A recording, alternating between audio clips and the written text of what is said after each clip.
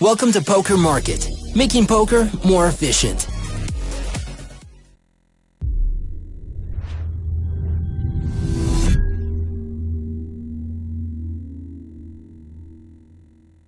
What is up, guys? This is Weasel for PokerMarket.com. Congratulations, you made it. This is the last part of the Fundamental Theorem series, part 7. We're going to talk about misconceptions when defending. Here's the contents for this episode. Firstly, the effect of implied odds on draws, the effect of reverse implied odds on draws, the impact of leverage on made hands, and the impact of bluff potential on a later street.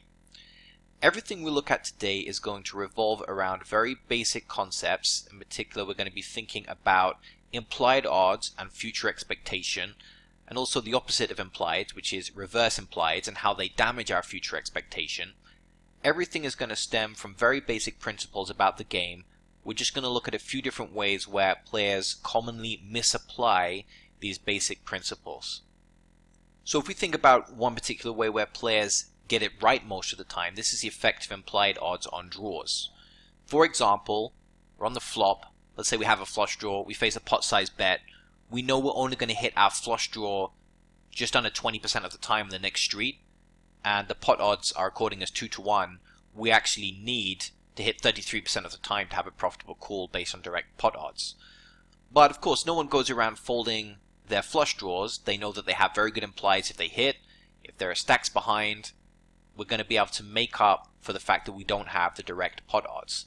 So this is an example of a situation where players typically get it right, but there are many similar situations where players get it wrong, and they maybe put too much emphasis on the pot odds they're getting and not enough emphasis on the future expectation of the hand.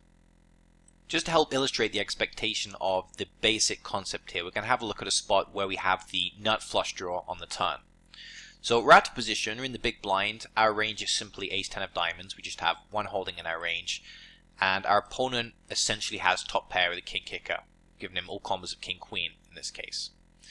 So if we just have a quick look at the equities here, in terms of raw equity with our flush draw, you can see that we are 25.9% equity. We're an underdog in this situation, but we're going to assume that our opponent's betting roughly half pot.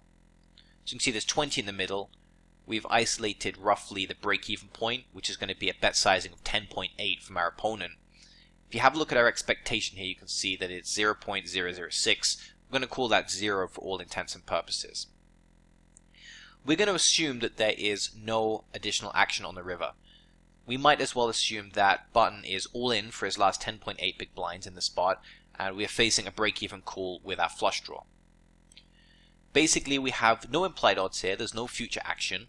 So if we get exactly break-even pot odds call, our expectation is going to be 0.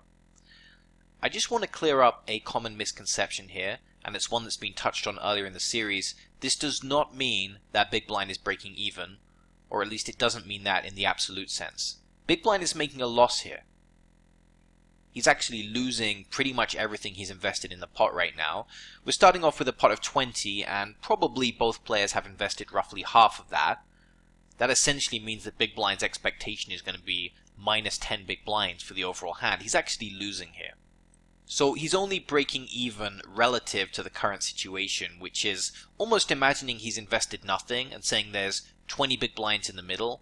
There's not really going to be a difference between calling and folding.